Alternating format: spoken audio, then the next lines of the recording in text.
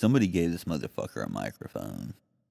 I don't remember a time when sound wasn't important to me. Long before I understood compression, EQ, signal flow, automation, gain staging, or any of the other technical language I've accumulated over the years, I understood one basic thing. Music could change a room. More importantly, music could change me.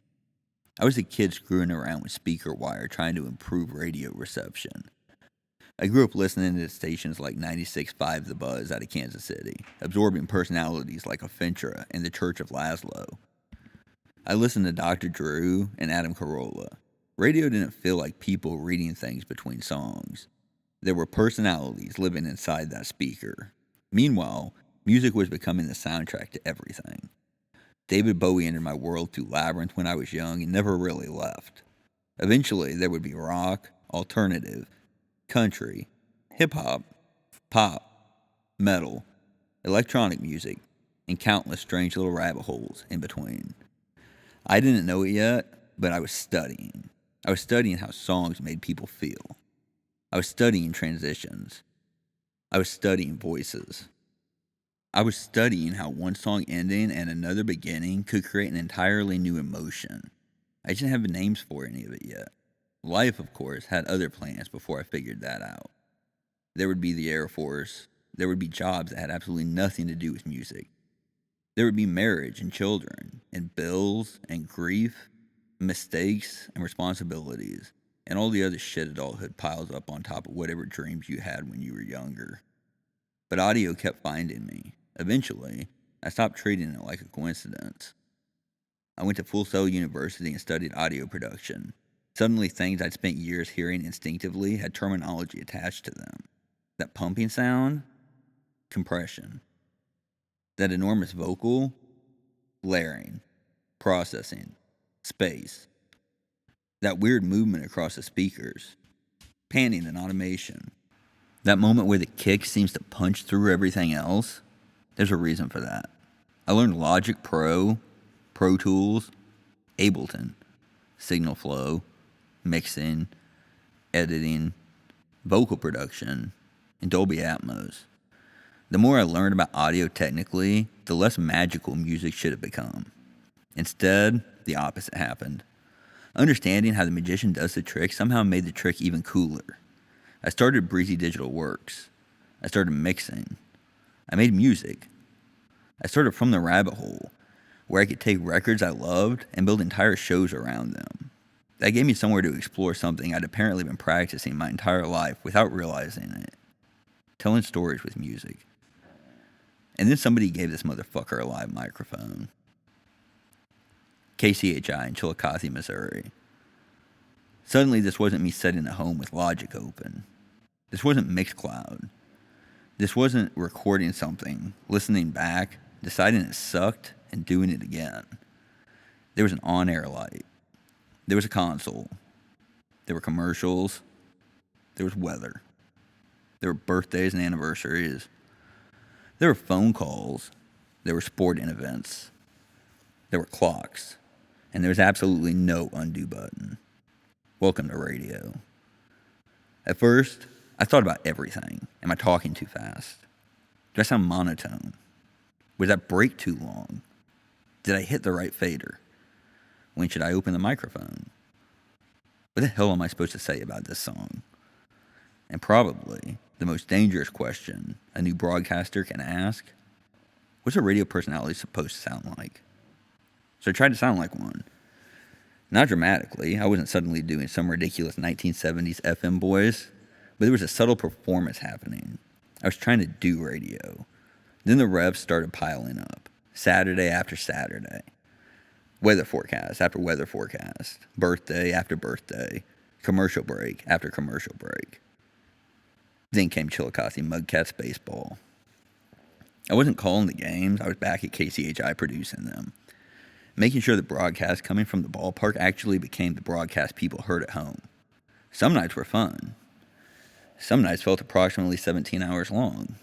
Rain delays, doubleheaders, late innings, games after already working another job. There were evenings where the Mudcats seemed destined to test where their baseball could theoretically continue forever. But repetition does something to you. Eventually, I stopped consciously thinking about every button. The board became familiar, the timing became familiar, and the station became familiar. I stopped feeling like someone visiting a radio station. I worked there. Then something more important happened. I stopped trying to sound like a radio personality, and I started sounding like me. That's when Mike Breezy actually showed up. The name existed before the confidence did. But eventually I realized that Mike Breezy didn't need a gimmick. He didn't need some exaggerated voice. He didn't need a catchphrase every 12 seconds. Mike Breezy was just me with the hesitation removed. My natural cadence worked better than the radio voice I thought I needed. My weird music knowledge became useful. My audio engineering brain became useful. My tendency to disappear down rabbit holes became extremely useful. I stopped hearing a song and thinking only about the title and artist. I started hearing production. Are those gated drums? What the hell's happening with that stereo image? Is that a vocoder? Wait, Kenny Wayne Shepherd doesn't sing this? And every answer created another question, which created another story, which created another radio break. Suddenly, Closing Time by Semisonic wasn't simply a song everybody knew. There was Dan Wilson's story behind it. The bar closing imagery intertwined with impending fatherhood and birth. Pop music wasn't just an insanely catchy oddball record. Who the hell was Robin Scott? Belinda Carlisle? Let's talk about the Go-Go's. Midnight Oil. There's a story there. Def Leppard. Wait a minute. Didn't Taylor Swift perform with them? The records became doors. And I realized that the thing I'd been doing on From the Rabbit Hole could work on terrestrial radio too. I just had 20 seconds instead of 20 minutes. Here's a song you've heard 100 times. Let me give you one reason to hear it differently this time. And that became the game. Then I discovered another incredibly important broadcasting technique. Shut the fuck up.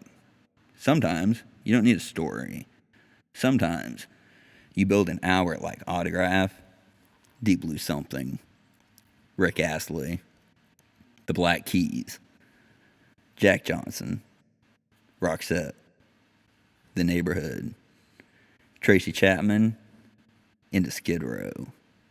And you look at the playlist and think, nope, I'm staying out of this. Let the records talk. That was a revelation. Early on, silence between my appearances felt like I wasn't doing my job. Eventually, I understood that not talking can be a programming decision. The microphone isn't the show. The experience is the show. Sometimes my job is to tell you something. Sometimes my job is to make you laugh. Sometimes my job is to tell you that the birthday and anniversary show is coming up. And sometimes my job is to put Tracy Chapman into Skid Row and get the hell out of the way. Of course, once I got comfortable, I became dangerous. One Saturday afternoon, I rickrolled approximately 9 counties. Rick Astley's Never Gonna Give You Up, sitting right there in the playlist, begging to be weaponized against North Missouri. What was I supposed to do? With great power comes great responsibility. I have not always used that responsibility responsibly. Another day, I came out of pop music, reminded listeners that the birthday and anniversary show was coming up, and told them they could call me with their birthdays and anniversaries. Then I played Carly Rae Jepsen, Call Me Maybe. Nobody needed me to explain the joke. That's radio. Tiny moments.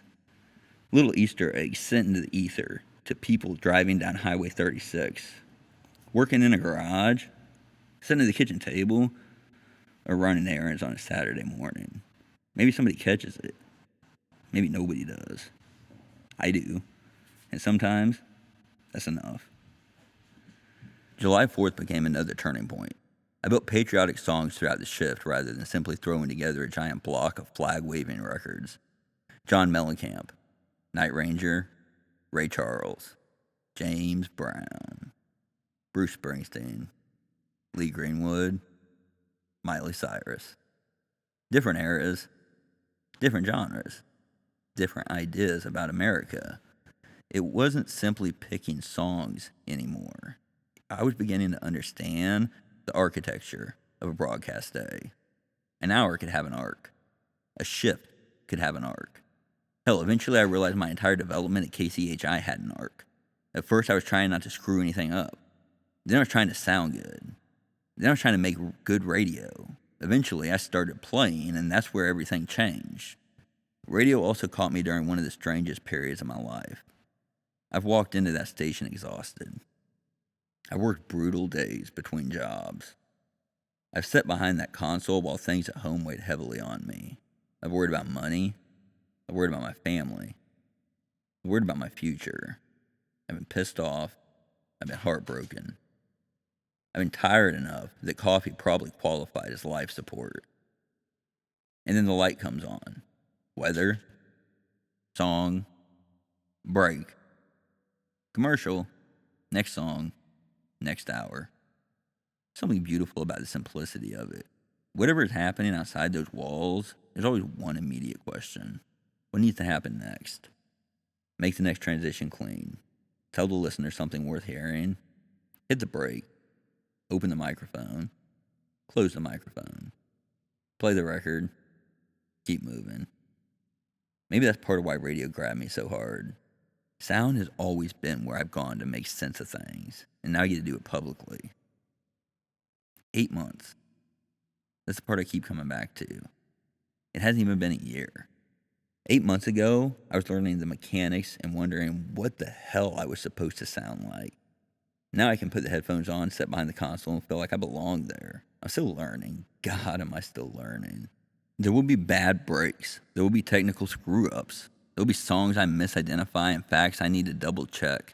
There will probably be mornings where Patty hears something I don't. There will definitely be playlists that make absolutely no sense to anyone except me. Good. That's the fun part. Because somewhere, during those hundreds of little broadcasts, something changed. I stopped asking whether I could do radio. I know I can do radio. Now I'm trying to answer a much more interesting question. What does Mike Breezy radio sound like? And I think I'm beginning to figure it out. It sounds like rock and pop, and alternative and country, and whatever else makes sense in that particular moment. It sounds like an audio engineer noticing something strange in a mix. It sounds like a music nerd disappearing down a rabbit hole, coming back 20 seconds before the vocal starts. It sounds like stories. It sounds like ridiculous transitions. It sounds like knowing when to talk. It sounds like knowing when not to. It sounds like northern Missouri on a Saturday morning. It sounds like someone who spent most of his life being drawn towards microphones, speakers, records, studios, and radio, without realizing they were all pointing in the same direction. Maybe Mike Breezy isn't a character I created. Maybe he's just a name I eventually gave that part of myself. That part that was always listening. That part that wanted to know why a record sounded the way it did. That part that believed the right song at the right moment could change a room.